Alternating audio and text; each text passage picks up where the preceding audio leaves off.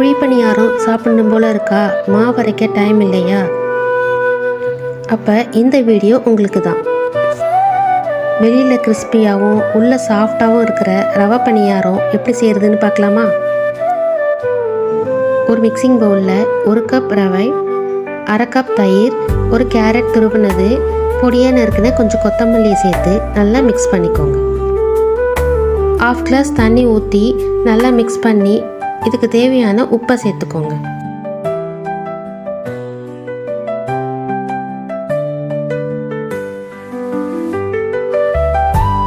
ஒரு கடாயில் 2 table spoon எண்ணெய் சேர்த்து கடுகு போட்டு பொரிஞ்ச உடனே 1 ஸ்பூன் கடலைப்பருப்பு, 1/4 ஸ்பூன் ஜீரகம், பொடியாக நறுக்கின வெங்காயம் சேர்த்து நல்லா வதக்கிக்கோங்க.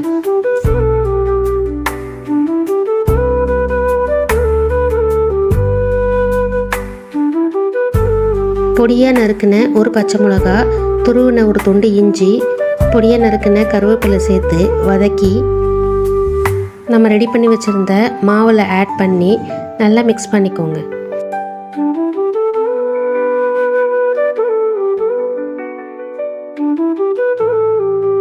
கொஞ்சமாக தண்ணி ஊற்றி மிக்ஸ் பண்ணி மூடி போட்டு மூடி வச்சுருங்க. ஒரு 1/2 hour கழித்து பணியாரம் செஞ்சிடலாம். இப்போ ஒரு 1/2 hour ஆயிடுச்சு. இதில் 2 ஸ்பூன் அரிசி மாவு சேர்த்து உப்பு செக் பண்ணி ஊற்றுற பதத்துக்கு இருக்கான்னு பார்த்துக்கோங்க.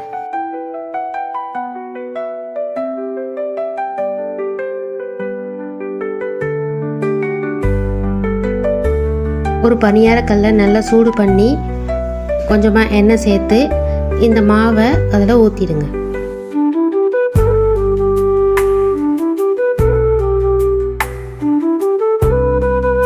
அடுப்பை மீடியம் ஃப்ளேமில் வச்சுக்கோங்க. பணியாரம் ஒரு சைடு வெந்த உடனே இன்னொரு சைடு திருப்பி போட்டு வேக வச்சுக்கோங்க.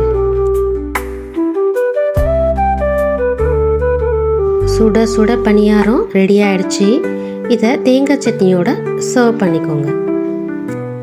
இந்தமாரி குக்கிங் வீடியோஸ்க்கு என்னோட சேனலை சப்ஸ்கிரைப் பண்ணிக்கோங்க. தேங்க்ஸ் ஃபார் வாட்சிங்.